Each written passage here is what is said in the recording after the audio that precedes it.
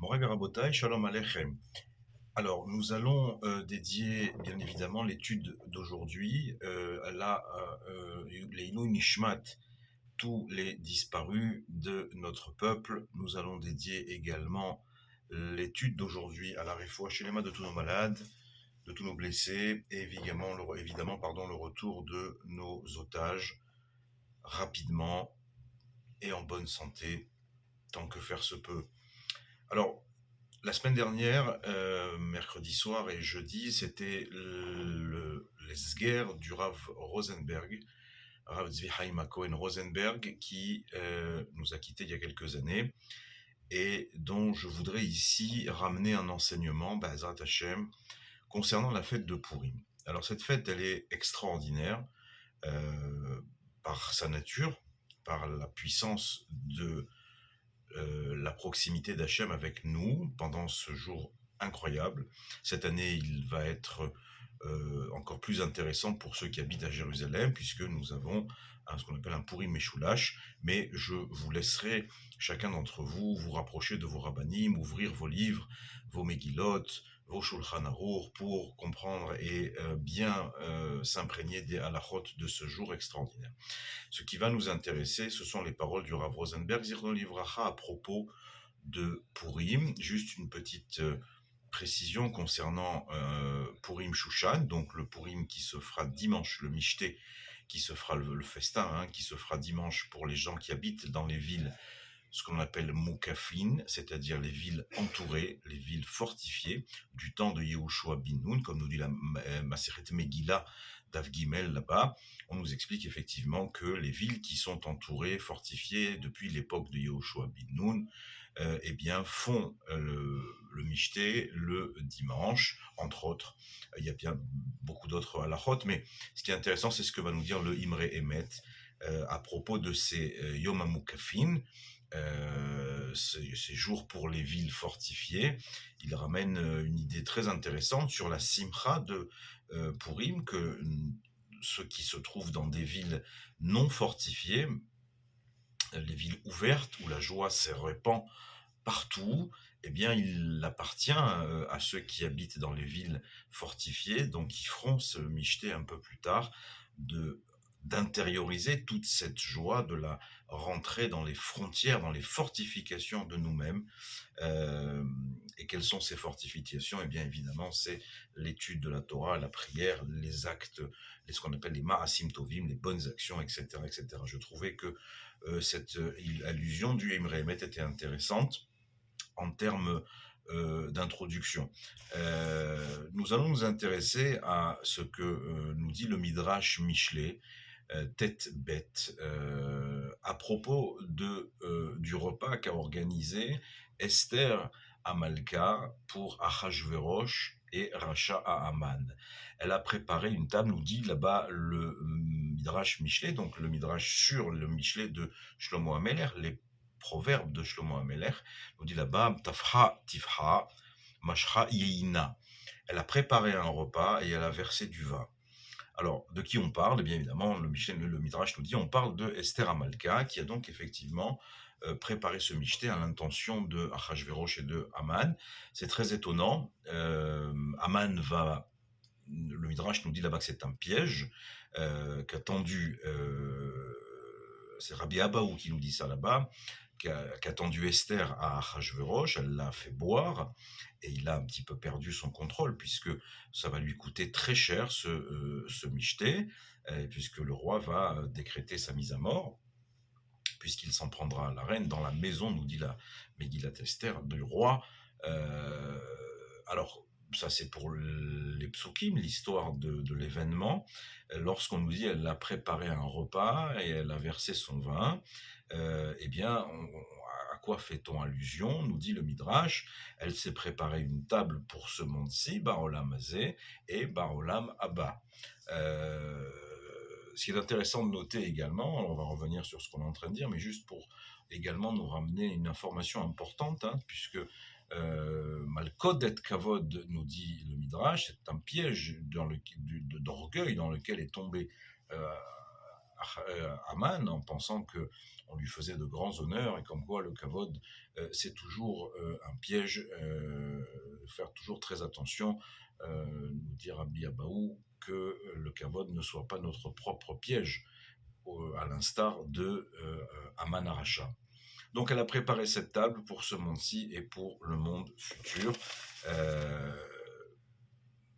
Alors de quoi parle-t-on ici? Bon, l'Olamazé, Olamaba, on a aussi beaucoup de choses à dire, hein, comme on a tellement de choses à dire sur cette fête de Purim, sur cette Megillat Esther, des livres entiers.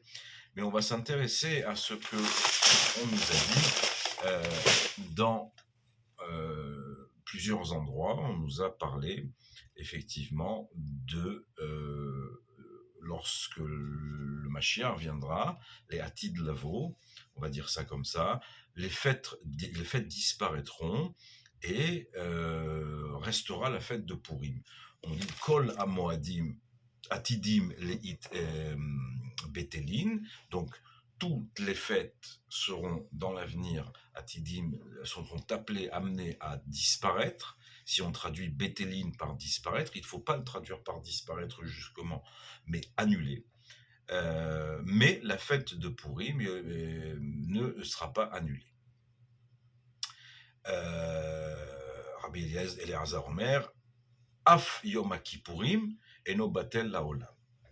Également, le jour de Kippour ne sera pas annulé. Alors ça commence déjà à être compliqué parce que d'un côté on nous dit toutes les fêtes seront annulées et là on voit que Yom Kippour, d'après Rabbi Eliezer, ne sera pas annulé. Alors certains diront mais Yom Kippour c'est pas une fête. Si, c'est une fête puisqu'on dit Chag Sameach à Yom Kippour, c'est la fête. Qu'est-ce qu'on fête à Yom Kippour? Le fait qu'on va être pardonné. Donc c'est éminemment même une très grande fête. Le Zohar nous dit à propos de cela, Purim ke Kippour. Purim égale Kippour. Purim ke pour. Ke Purim.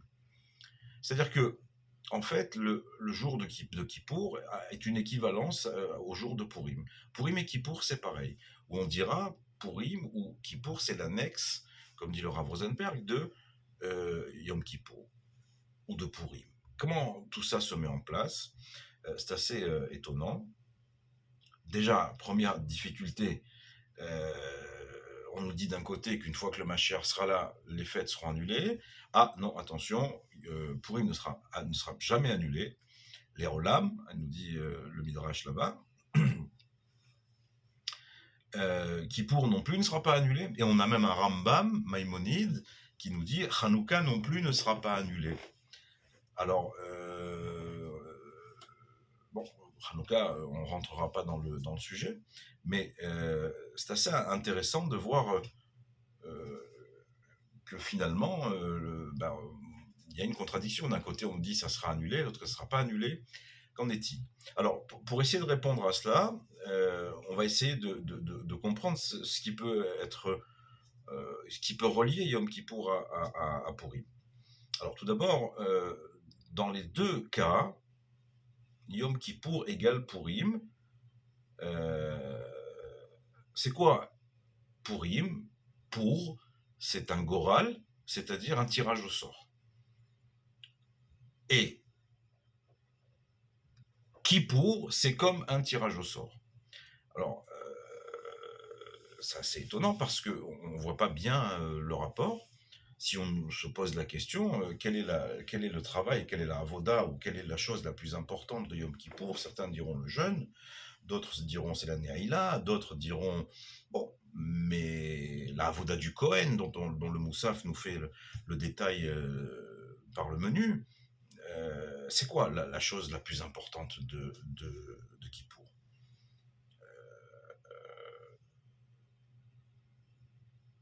On va revenir sur ce tirage au sort. On n'annule pas Purim, et donc on n'annule pas Kippour. Donc ça, c'est une certitude.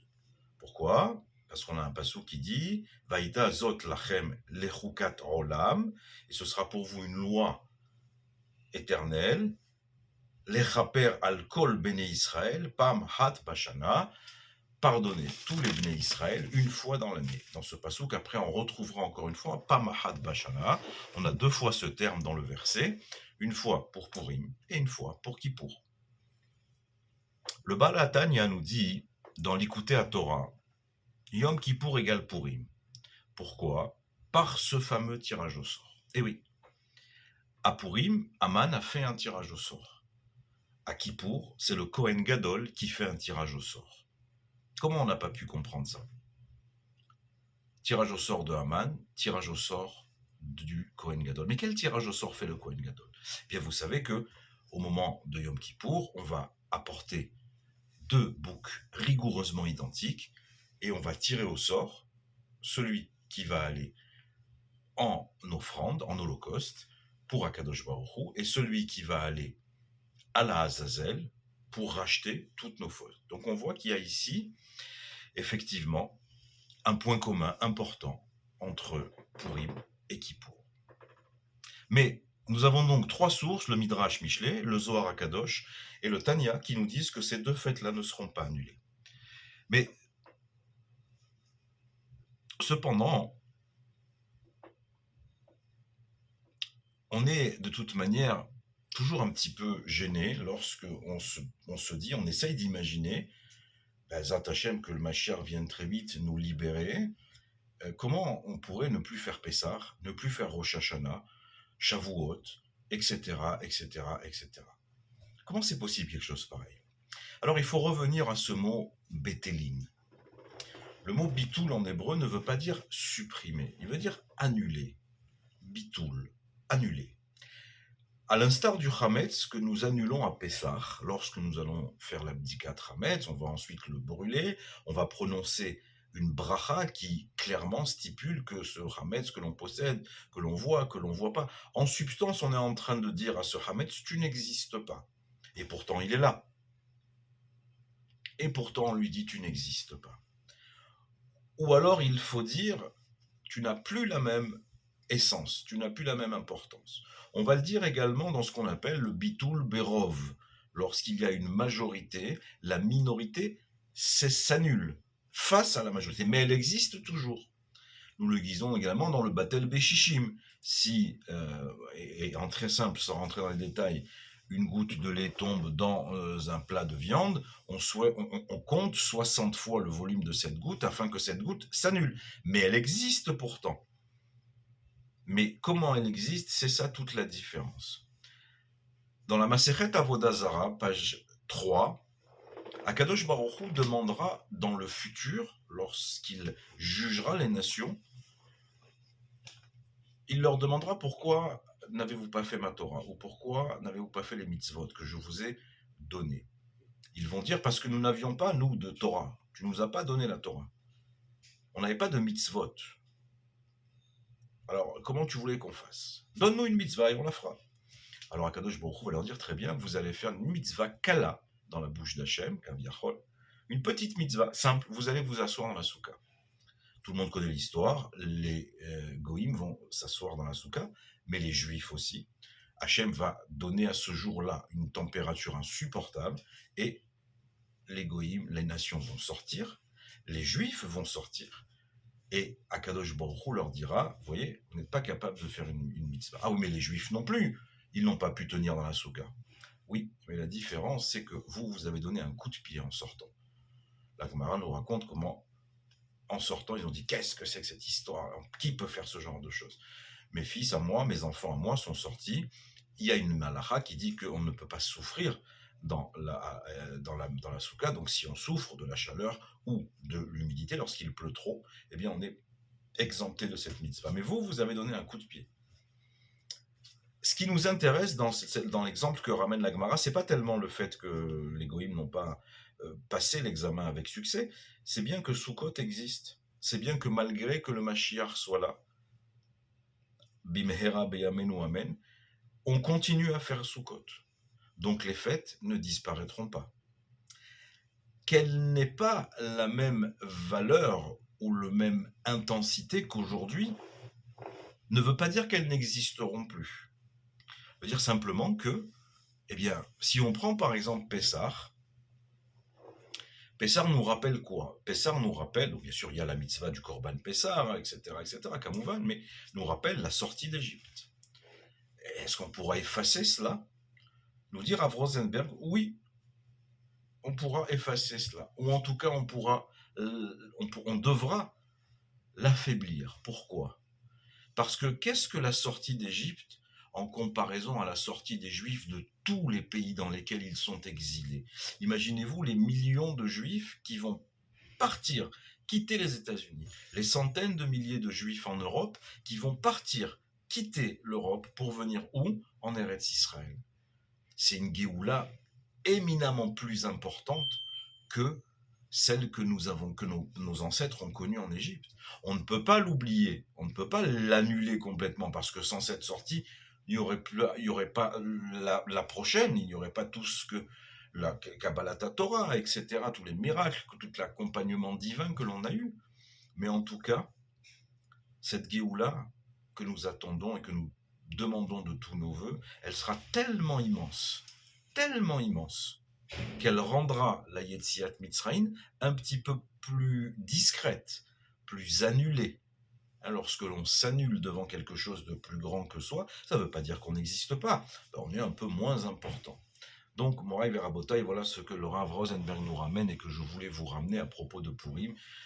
La fête qui continuera, mais pas que, elle continuera avec Yom Kippour, Kippour, et les autres fêtes également continueront de rythmer notre vie. Et encore une fois, je souhaite à tous les malades un prompt rétablissement, à tous les gens en difficulté une grande Yeshua, une grande délivrance pendant ce mois de Hadar, que des bonnes nouvelles chez tout le monde. Profitez bien de cette fête.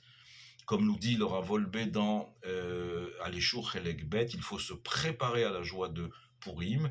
Comme nous dit le Shulchan Aruch, on doit s'enivrer. Mais attention, nous dit le Rambam, ramené par le Rav Ovadia Yosef dans Chazon Ovadia, il ne faut pas avoir adopté et en arriver à adopter, à cause de l'alcool, des comportements qui ne seraient pas dignes d'un représentant d'Akadosh Baruch Hu. Donc, buvons plus que d'habitude, c'est une mitzvah, mais gardons en tête ce que nous sommes et qui nous sommes, afin que nous soyons dignes d'être les représentants du Tout-Puissant. Hag Purim Sameach.